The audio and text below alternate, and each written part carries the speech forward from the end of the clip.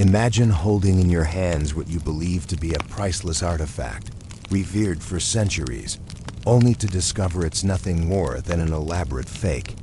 Picture the shock, the disbelief, the complete rewriting of everything you thought you knew about history. This isn't just imagination. It's happened countless times throughout human civilization. Have you ever wondered how someone could fool the world with a fabricated document or a fake work of art? Today, we're not just exploring famous forgeries. We're taking a deep dive into the psychology of deception and the cunning techniques that allowed these historical frauds to go undetected for decades, sometimes centuries. From ancient Rome to modern-day auction houses, master forgers have wielded brushes and pens like weapons, creating deception so profound they fooled emperors, scholars, and entire nations. Some forgeries have started wars, others have rewritten religious doctrine, and a few have made their creators incredibly wealthy, at least until they were caught. If you're fascinated by the intersection of art, history, and human psychology, make sure to subscribe and hit that notification bell, because we're about to embark on a journey that will change how you look at every historical artifact forever. Are you ready to unravel the mystery behind history's most brilliant deceptions? Chapter 1. The Art of Deception. Understanding the forger's mind. To understand history's greatest forgeries, we must first step into the mind of a forger. These aren't simple criminals looking for a quick profit. They're often brilliant individuals with deep knowledge of art, history, and human psychology. The most successful forgers possess three crucial qualities: exceptional technical skill, profound historical knowledge, and an almost supernatural ability to think like their targets. The psychology of the perfect fake master forgers understand that the most convincing lie contains elements of truth. They study not just the artistic techniques of their chosen period, but the entire cultural context. They know what materials were available, what tools were used, how paper aged, how ink faded, and most importantly, what people of that era wanted to believe. Consider the mindset required to create a forgery that will fool experts for generations. The forger must think decades, sometimes centuries, ahead. They must anticipate every test, every scrutiny, every technological advancement that might expose their work. It's a chess game played across time itself. The technical mastery, the greatest forgers are often artists who could have achieved legitimate fame. They possess skills that rival the masters they imitate.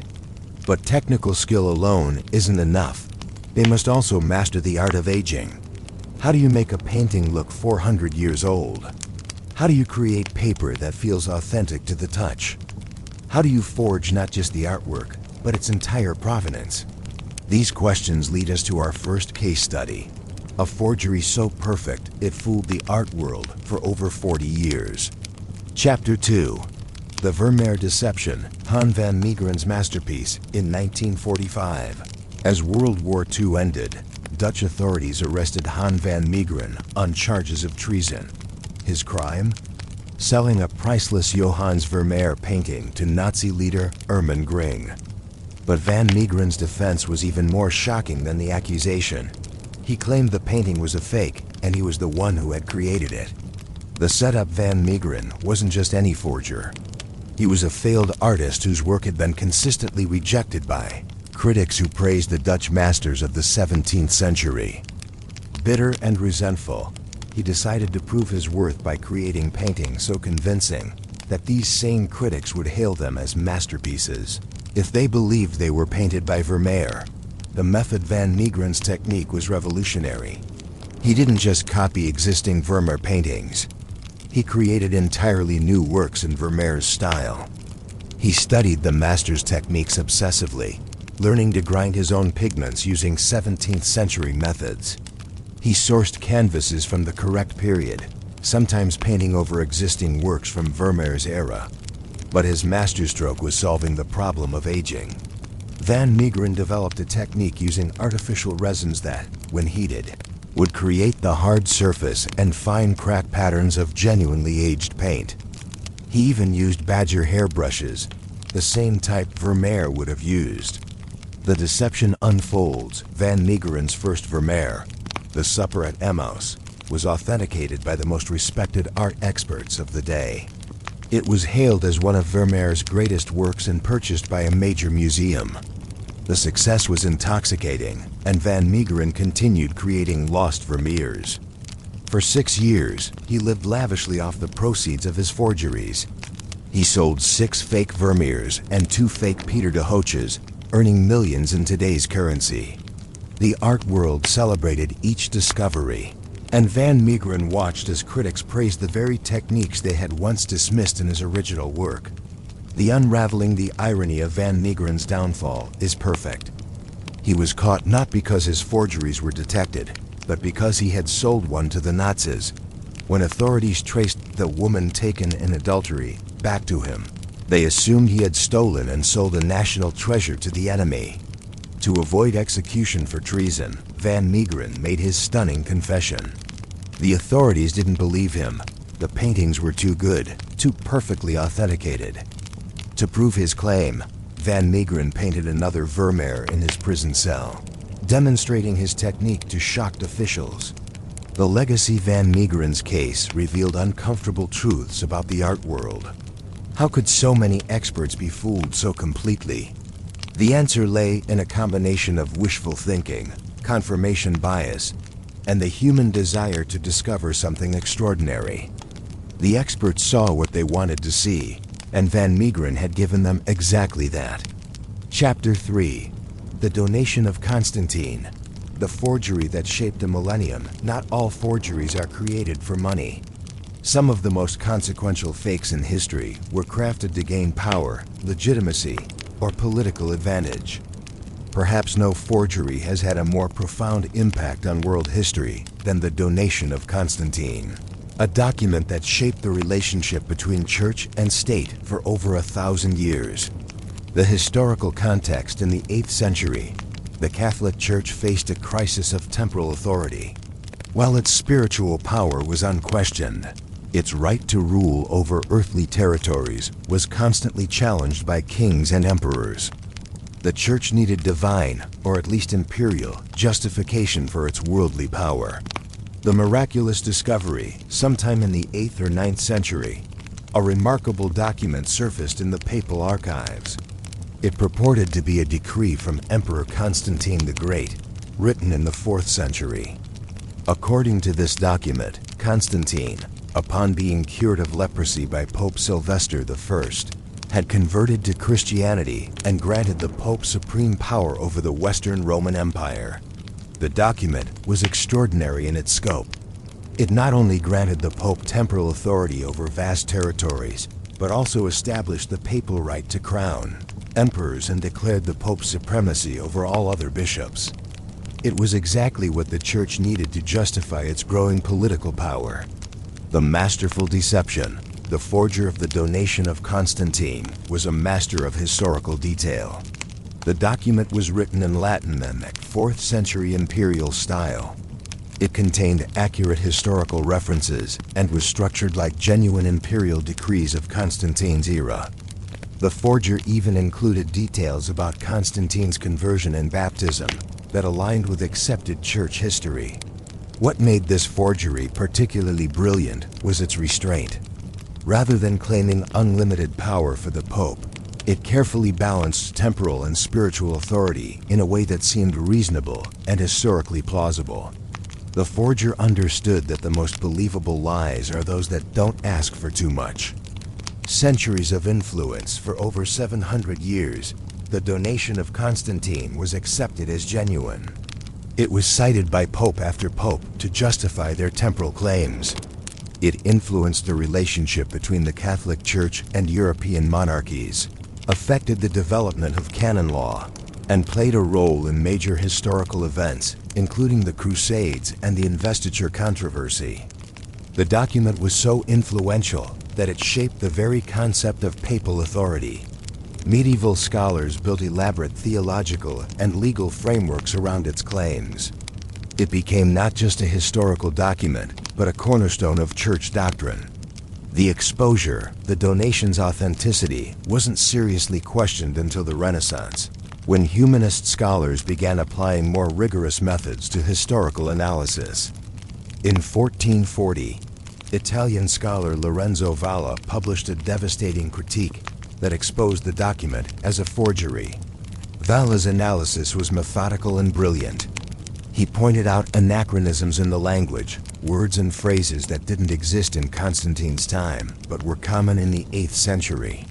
He noted historical impossibilities and contradictions. Most damning of all, he demonstrated that the document's Latin style was characteristic of the Carolingian period, not the 4th century. The aftermath, even after Valla's exposure, the church was slow to abandon the donation. Too much doctrine and too many claims to power were built upon it. It wasn't until the 19th century that the Catholic Church officially acknowledged the document as a forgery. The donation of Constantine demonstrates how a single forgery can reshape history. It shows the power of giving people what they want to believe and the danger of accepting convenient truths without sufficient scrutiny. Chapter 4. The Hitler Diaries. Modern Technology Meets Ancient Deception in 1983. The German magazine Stern made what seemed like the most sensational historical discovery of the 20th century. They announced they had acquired Adolf Hitler's personal diaries to 62 volumes, covering the period from 1932 to 1945. The diaries promised to revolutionize our understanding of the Nazi leader and the Third Reich.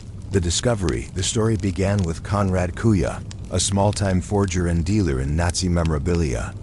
Kuja had been creating fake Nazi artifacts for years, selling them to collectors who were either unaware of their fraudulent nature or chose not to ask too many questions. But the Hitler Diaries were his masterpiece, an audacious forgery that would make him millions. Kuja's path to Stern magazine ran through Gerd Heidemann, a journalist obsessed with Nazi history. Heidemann had been collecting Nazi artifacts and had developed a network of contacts in the murky world of Nazi memorabilia. When Kuja approached him with the first diary volume, Heidemann was immediately captivated. The elaborate backstory, every great forgery needs a convincing provenance, and Kuja had crafted an elaborate tale. He claimed the diaries had been recovered from a plane crash in East Germany in 1945. According to his story, Hitler had been sending his personal effects, including his diaries, out of Berlin as the city fell. The plane had crashed, and the diaries had been hidden by East German farmers for decades before being smuggled to the West. The story was plausible, enough to be believable, but dramatic enough to explain why the diaries had never surfaced before. It also conveniently explained any imperfections in the documents.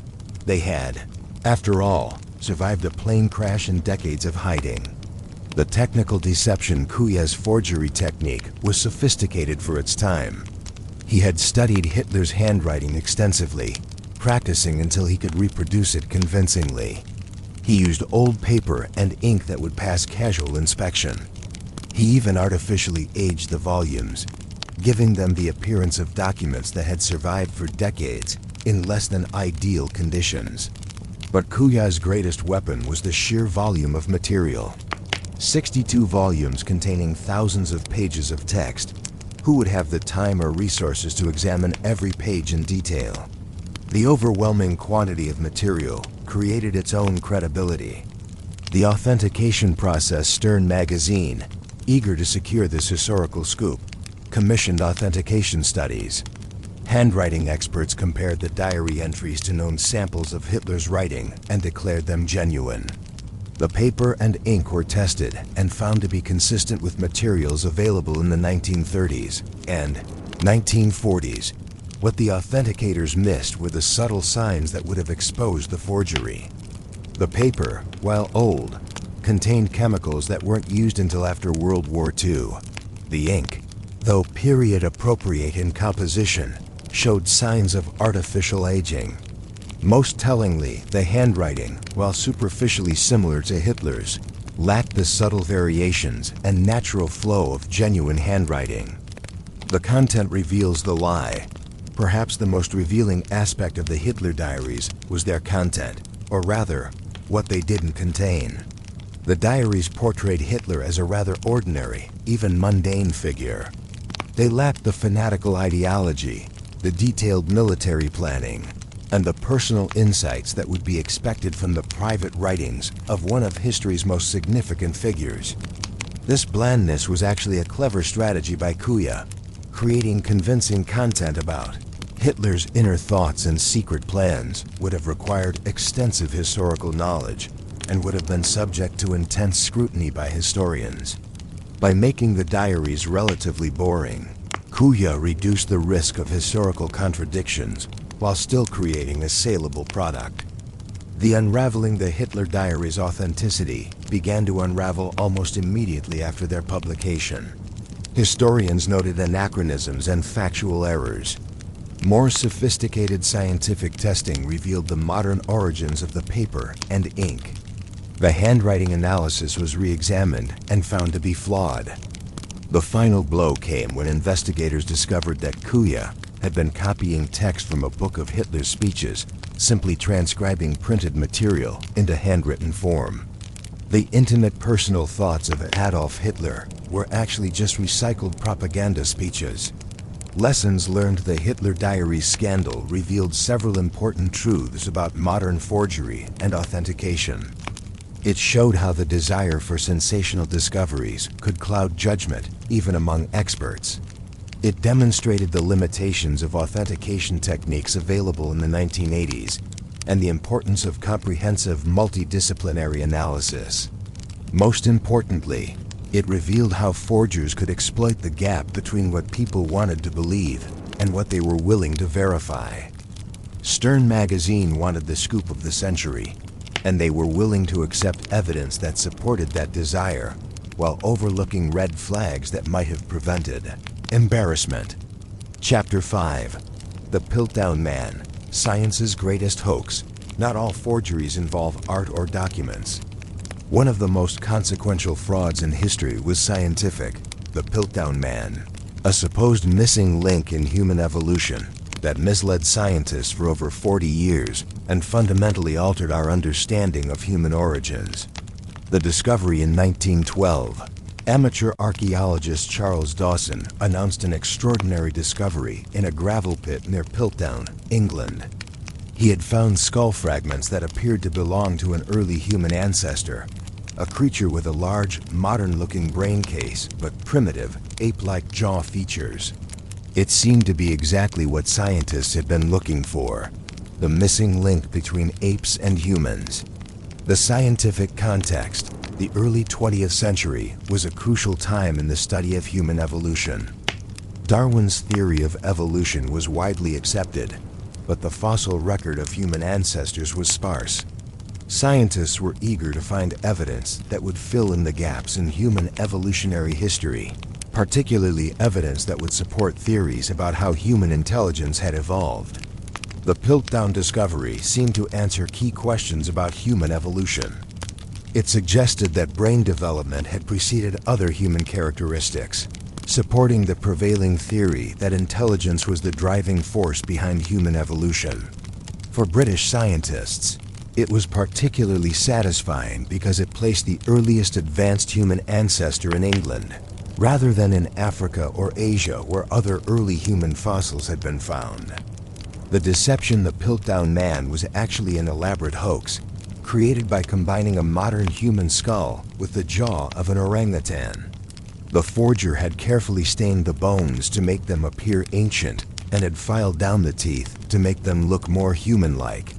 The deception was sophisticated enough to fool some of the most respected scientists of the day. The identity of the Piltdown forger remains a mystery, though Charles Dawson himself is the prime suspect. Other candidates include Arthur Conan Doyle, the creator of Sherlock Holmes, who lived nearby and had both the knowledge and the motive to create such an elaborate hoax. The scientific impact. For 4 decades, the Piltdown Man influenced scientific thinking about human evolution. It led researchers down false paths and delayed acceptance of the true pattern of human development. When genuine early human fossils were discovered in Africa, They were initially dismissed because they didn't fit the pattern suggested by Piltdown. The hoax also influenced popular understanding of evolution. The idea that brain development preceded other human characteristics became deeply embedded in public consciousness, affecting everything from science education to science fiction. The exposure by the 1940s, new dating techniques and a better understanding of human evolution began to cast doubt on the Piltdown fossils. In 1953, a team of scientists subjected the remains to rigorous analysis using fluorine dating and other modern techniques. They conclusively proved that the skull was modern and the jaw belonged to an orangutan. The exposure of the Piltdown hoax was a watershed moment for scientific methodology. It led to more rigorous standards for evaluating fossil evidence and demonstrated the importance of independent verification in scientific research. Lessons for science. The Piltdown man hoax revealed several important vulnerabilities in the scientific process. It showed how confirmation bias could affect even trained scientists. Researchers saw what they expected to see and were reluctant to question evidence that supported their theories. The hoax also demonstrated the danger of accepting extraordinary claims without extraordinary evidence. The scientific community's eagerness to find the missing link made them less critical of evidence that seemed to provide it. Chapter 6. The Protocols of the Elders of Zion. The forgery that fueled hatred. Perhaps no forgery in history has caused more harm than the Protocols of the Elders of Zion, a fabricated document that purported to reveal a Jewish conspiracy for world domination. This vicious fraud, created in early 20th century Russia, became one of the most influential pieces of anti-Semitic propaganda ever produced. The origins. The protocols were created around 1903 by agents of the Russian secret police, the Okhrana. Russia was experiencing social and political upheaval, and the Tsarist government needed a scapegoat for the country's problems. Anti-Semitism was already widespread in Russia, making Jews a convenient target. The document purported to be the minutes of secret meetings where Jewish leaders planned to overthrow governments, control the world's finances, and establish global Jewish dominance. It described elaborate conspiracies involving banks, newspapers, and political movements. The plagiarized deception. The protocols weren't even original in their anti-Semitism. The Russian forgers plagiarized extensively from earlier fictional works, including a French novel called The Dialogue in Hell between Machiavelli and Montesquieu, and a German novel called Biarritz. They simply replaced the original villains with Jewish conspirators. This plagiarism would eventually help expose the document as a fraud, but for decades, the borrowed material went unnoticed. The forgers had created a document that told people exactly what they wanted to hear about their fears and prejudices. Global spread. Despite being exposed as a forgery multiple times, the protocols spread around the world. They were translated into dozens of languages and adapted to local prejudices and fears. In Germany, they influenced Nazi ideology. In the United States, they were promoted by industrialist Henry Ford. In the Middle East, they continue to circulate today. The document's persistence demonstrates how forgeries can take on a life of their own, surviving even after their fraudulent nature has been proven. When a forgery confirms people's existing beliefs and prejudices, evidence of its falseness may be ignored or dismissed. The lasting damage. The protocols contributed to some of the darkest chapters in human history. They influenced the Nazi genocide, justified pogroms and persecution, and continue to fuel anti-Semitic conspiracy theories today. The document shows how a single forgery can have consequences far beyond what its creators intended. Chapter 7. Modern Forgery in the Digital Age. The digital age has revolutionized forgery, creating new opportunities for deception while also providing new tools for detection. Today's forgers work with computer graphics, digital manipulation, and sophisticated printing techniques that would have been unimaginable to earlier generations of fraudsters. Digital art forgery. Modern Art forgers can use high-resolution scanners and printers to create copies that are virtually indistinguishable from originals. They can digitally age documents, create artificial wear patterns, and even simulate the texture of old canvas or paper. Computer analysis of brushstrokes and artistic techniques allows forgers to create works that mimic the statistical patterns of genuine masterpieces. Document forgery. Digital technology has made document forgery both easier and more difficult. On one hand, sophisticated software allows forgers to create convincing replicas of historical documents, complete with aged paper and period-appropriate typography. On the other hand, digital forensics can detect minute inconsistencies that would be invisible to the naked eye. The authentication arms race. As forgery techniques become more sophisticated, authentication methods must evolve to keep pace. Modern authentication involves chemical analysis, radiocarbon dating, digital forensics, and artificial intelligence. Museums and auction houses now employ teams of specialists using cutting-edge technology to verify authenticity. Blockchain and provenance. Some experts believe that blockchain technology could revolutionize art authentication by creating unalterable records of ownership and provenance. However, this technology is only as reliable as the initial authentication. If a forgery enters the blockchain as genuine, the technology simply creates a permanent record of the mistake. Chapter 8. The Psychology of Belief. Why we fall for forgeries.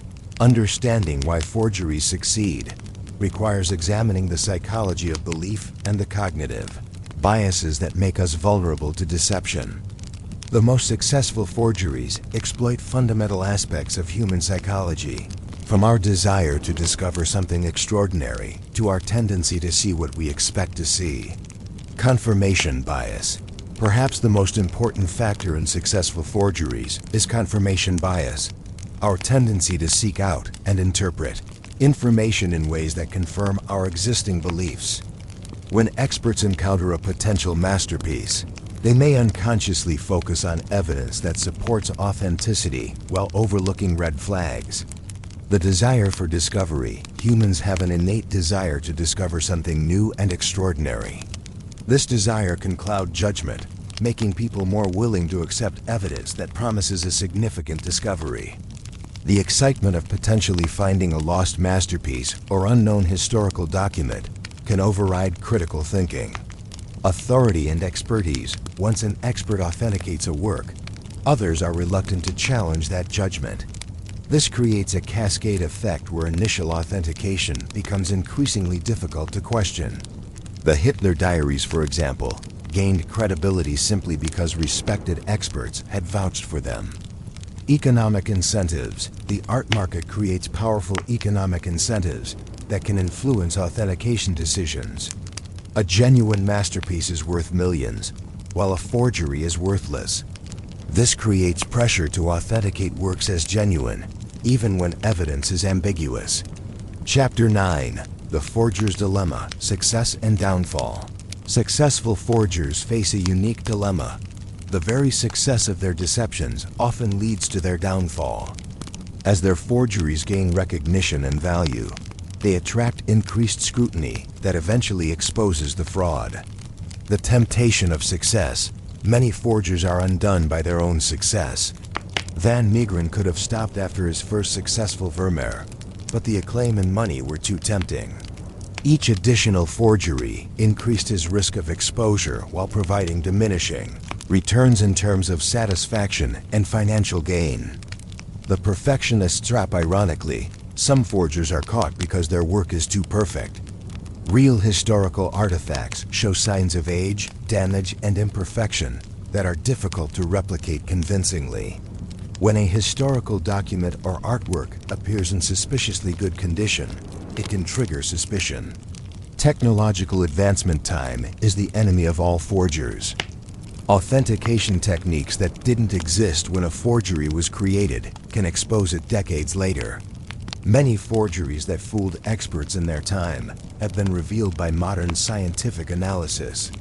Chapter 10. Lessons from History's Greatest Deceptions. The study of historical forgeries reveals important lessons about human nature, the pursuit of knowledge, and the importance of critical thinking. These deceptions remind us that even experts can be fooled, and that healthy skepticism is essential in evaluating extraordinary claims. The importance of provenance. One of the most important lessons from famous forgeries is the crucial importance of provenance, the ownership history of an artwork or document. Many successful forgeries have succeeded because they came with convincing but fabricated histories. Rigorous investigation of provenance can prevent many frauds. Multiple lines of evidence. The most reliable authentication involves multiple independent lines of evidence. Chemical analysis, historical research, stylistic analysis, and technological examination should all point in the same direction. When different types of evidence contradict each other, further investigation is warranted. The value of skepticism.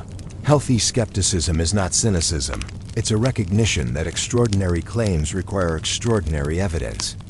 The desire to make groundbreaking discoveries should never override careful, methodical analysis. Interdisciplinary collaboration. Modern authentication requires collaboration between art historians, scientists, technologists, and other specialists. No single expert, regardless of their knowledge, can evaluate all aspects of a complex authentication question. Conclusion: the eternal dance between deception and detection. The history of forgery is ultimately the history of human ingenuity applied to deception. From ancient Rome to the digital age, forgers have pushed the boundaries of what's possible, creating deception so sophisticated they fooled generations of experts. But it's also the history of human determination to uncover truth, as each generation of detectives develops new tools and techniques to expose fraud.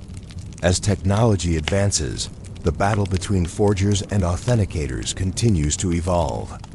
Artificial intelligence can now create convincing fake artworks and documents, while the same technology is being used to detect forgeries. The future will likely see an escalating arms race between increasingly sophisticated deception and detection techniques. Despite all our technological advances, the human element remains crucial in both creating and detecting forgeries. The most successful forgers understand human psychology as well as they understand their craft. Similarly, the best authentication experts combine technological tools with deep knowledge of human nature and historical context. Perhaps the most important lesson from the study of historical forgeries is the value of truth itself. These deceptions remind us why authenticity matters, not just for monetary value, but for our understanding of history, art, and human achievement. When we accept forgeries as genuine, we diminish our connection to the past and undermine the foundations of knowledge. The next time you visit a museum or see a historical artifact, remember the stories we've explored today. Behind every authenticated masterpiece lies a complex process of investigation, analysis, and verification. The experts who authenticate these works are the unsung heroes in humanity's ongoing battle against deception. The forgeries we've examined, from Van Meegeren's, Vermeer's to the donation of Constantine, remind us that skepticism and critical thinking are not just academic exercises. They're essential tools for navigating a world where deception can reshape history, influence politics, and even fuel hatred and violence. As we move forward into an age of deepfakes and digital manipulation, the lessons learned from history's greatest forgeries become more relevant than ever. The techniques may evolve, but the fundamental human drives that create and expose deceptions remain constant. What did you think of these incredible stories of deception and detection? Which forgery surprised you the most? Share your thoughts in the comments below, and don't forget to subscribe for more deep dives into the hidden mysteries of history. If you enjoyed this exploration of forgeries, you might also be interested in our upcoming video about the greatest unsolved mysteries in art history. Remember, in a world full of deception, knowledge and critical thinking are your best defenses. Keep questioning, Keep learning and never stop seeking the truth behind the stories that shape our world. The dance between deception and detection continues, and each of us plays a role in determining which side ultimately prevails. Choose truth, choose knowledge, and choose to be part of the solution in humanity's eternal quest for authenticity.